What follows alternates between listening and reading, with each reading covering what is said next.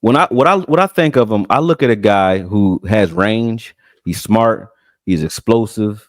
He's Samoan. You know what I mean? Evil. Meaning That means Samoans something. are fast, That physical means players, something. man, and they all love football. So I know what I'm getting, at least from just a cultural standpoint. But then when it comes to what I saw on film, I see a young Fred Warner, man. I'm not bullshit when I say that. And when I say what the reason I say that is Fred Warner will do his job like he did in that game he got the interception on, right? He jumped the rub route against Dak and then got in the lane for a sack. He got a sack because of that. So he jumps the rub route first. That's his job. The sack wasn't his job. He got a sack on that particular play. I see a lot of that with Liufau. Like he'll do his job and then like right here, right? Let me go back on this play. All he's doing here, he's covering on this play, but he'll do his job and then he becomes like his secondary play, his second move is like, or his second effort, should I say, is still effective, you know, and he's smart. I see a guy that's like directing traffic. I do want him to lower his pad level there so he doesn't get his knees hit like he did right there. That was dangerous. But I just see a guy that played all over the place, has good range. He was effective as a blitzer. He can cover. He's fast. You know what I mean? He can hit. You know what I mean? So I like him, and I look at him as a young Fred Warner type. You know, I think his ability to shed blocks will improve because he sheds blocks kind of with his feet right now. He's a slasher, but he's either going to get better at that. This is another play where I was saying he does his job, and then he comes in and he lays the boom here. And Notre Dame's a great program too. I want to add that. Like I understand, like, you know, they're not winning national championships, but the type of player that comes from that school, right? You're not getting dumb players from that school. Well, go ahead. And the way like Marcus Freeman talks about him in such high regard, I think they were on a podcast together. You could tell that you're getting not just a great player on the field, but you're getting a great player, or you're getting a great person off the field as well, which is that's very important, especially as a Mike linebacker, where he's essentially the quarterback of your defense. Yep. On this play, yeah, I agree with you 100%. On this play here at the top of the screen, you see he's blitzing, right? So he blitzes, he recognizes now, and he's all the way engaged with the left tackle right now, right? This is a bubble screen developing underneath him. He's the first man to the ball, and then look at the impact that he makes there. So he's an effort player. I just want to see effort. That's all I wanted to see. And I watched him versus Caleb Williams, and I said, man, I love what this guy is doing. I like what he's going to bring to the team, and I like who they have in front of him. A guy like Kendricks that's going to be able to teach him how to better assess what's going on out there, because he's a player that's already smart. You know, he's already smart, already doing his thing. But you see here, forces an interception there, just being busy and being in Williams's face. But he was giving Williams fits, man. He forced the interception. I think he got a sack in this game, and he kept peeling off of his assignment and still making sure he was effective or in each play. You know what I'm saying? He's just playing spy here. But I saw a lot of good things in this film that made me. I really didn't know I didn't watch him, so I don't watch any college football. For those of you who don't understand why I say this, like I don't watch any college football. So I don't. When I watch a player and I start liking a player in college, it's because I watched this film. It's not because the media or NIL or I play. And I don't even play video games, so I'm not playing NCAA and playing with this guy like whoever number 8 is a beat. No, I'm not looking at overalls on Madden. None of that. Everything is I watch his film, and if I like it, I like him. If I don't like it, I don't like him. You know what I mean? So I like him. This play here is the reason he did a really good job there. He did a really good job disrupting that crossing concept. That's why I said Fred Warner. This is what that's what play kind of reminded me of. That play where Fred Warner jumps that rub route against us and then gets a sack against Dak. That's this type of play right here. So he disrupts that rub there, boom. But he doesn't get a sack off of it. But I saw the same style, but he still makes the hit. But I saw that same style of play. I said, oh, he's smart when it comes to coverage. He knows where to be. He understands what he's looking at. So I think that he's going to be a dominant player for years to come in this league.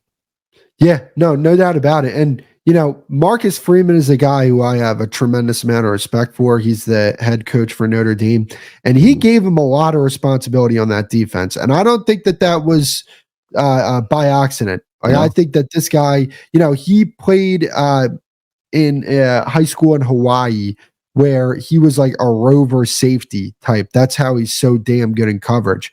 But he filled out into his body. Like, he has an NFL body right now. Like, this day one, that's a great play right there. He has an NFL body. This is second sack. Like his first one is here. Watch this. Yeah, go ahead. He has an NFL level body. I'm listening. And the thing is, like, with Liufau, is he gonna make the same like splash plays that we saw from DeMarvion Overshown in the preseason last year? You might not see the splash plays right off the bat like Overshown from last year, but you're gonna see impact day one. Maybe not day one, obviously he's gonna have to grow into his potential as a player.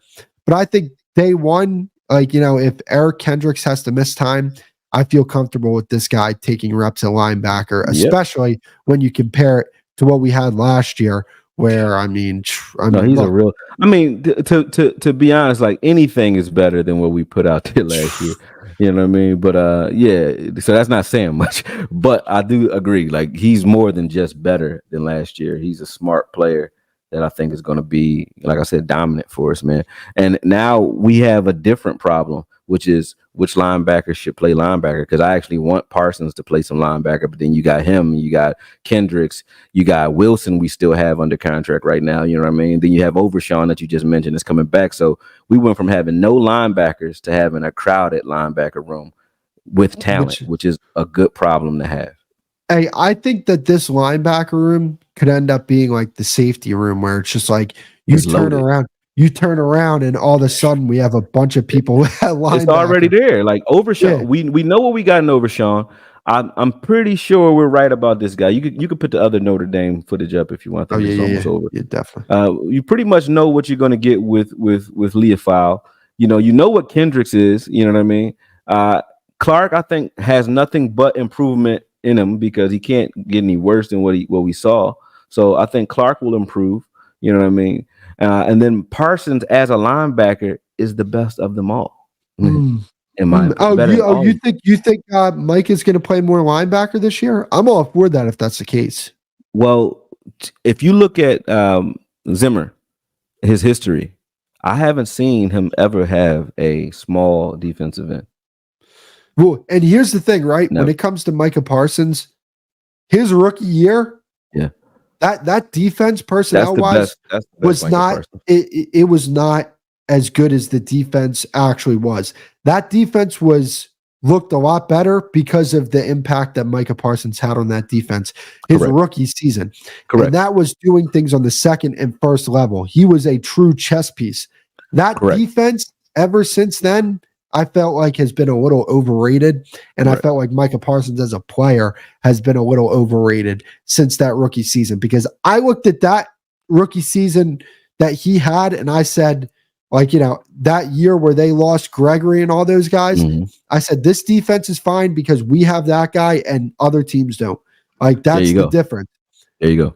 But the problem is he didn't remain that guy we saw his rookie season. Well, I'll say this. Go ahead.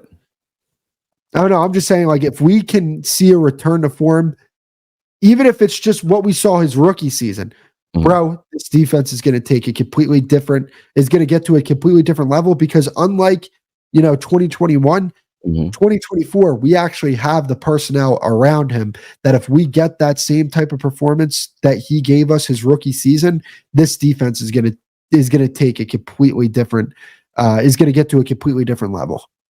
Oh, 100%. Hold on one second. This is a play I wanted to show you. This is another Fred Warner-esque play, right? Watch this. He's going to blitz on this play. And I'm going to get to that Micah conversation in a second. He blitzes. So this is Marist Liufau right here, right? He blitzes. He sees what the quarterback is doing, though. He peels off of that and gets right up the seam. Ooh. Like, he does his job, and then he gets off and he has a secondary type of play, or a second effort play off of that. And he does this a lot. But when you get back to the Micah Parsons conversation, man, and you look at him as a linebacker, what I say all the time is people don't really think, and that's why I say you got to pay attention to where the information comes from and who in what their perspective is. Because if you're coming from the perspective that Micah Parsons is the best pass rusher on the team and you shouldn't move the best pass rusher off of edge, right? Because you think that pass rushers only can be effective from the edge, then you're going to have a viable argument every time you open your mouth, right? But when you look at it and say Micah Parsons had 7 sacks from the interior standing up, right? And you realize, well, he can still be an effective pass rusher, can he? Without being on the edge. That's one. But two, the main thing is the reason Micah Parsons didn't do well or didn't play fully at linebacker under Quinn was because of this. He set out his entire 2020 COVID year in college. Still got drafted, though, top 10 or damn near top 10. Didn't play linebacker fully in his rookie year. And because D-Law went down, he got pushed to the end, right? After we realized how good he can be as a pass rusher, he didn't get any reps in the linebacker room really for the years after that. So the other 2 years, he didn't play any linebacker. So you got your best linebacker that hasn't been coached as a linebacker in 4 years, really. Now, go ahead. Oh, I'm sorry. Yeah, I'm sorry. You were getting to a point. No, I'm saying he hasn't been in a linebacker room being coached at his natural position for 4 years. So that's why he wasn't asked or trusted to be on the field as the green dot guy under Quinn and all that, because they didn't want to take the time to just say, hey, we might need to pull you back a little bit so that you can go forward and be everything we know you can be. So they just say, all right, we're just going to make you a pass rush savant. But that's limiting Micah. Those who think that are limiting Micah Parsons. Micah Parsons, once you teach him his natural position at the NFL level, which is linebacker, he is unstoppable because of the fact that, one, he's 4'3", 2, you can't block him. And if you're putting him in the A gap and saying a running back or a tight end is going to be assigned to stopping Micah Parsons, who's blitzing now, he's not a defensive end, which is accounted for. He's not one of 4 who's accounted for. You know what I'm saying? He's one of 5. He's the extra man, and you don't know when or where he's coming from.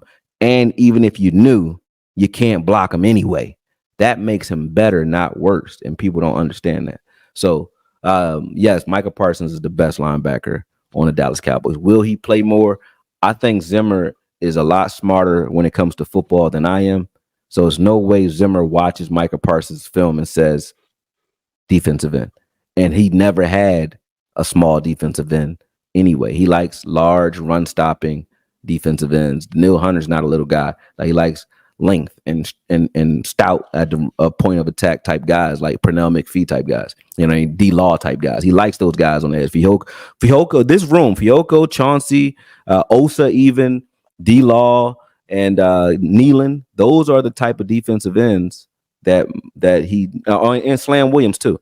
Those are the type of defensive ends that he likes. Guys that are like 270, 280, big guys, that are stout.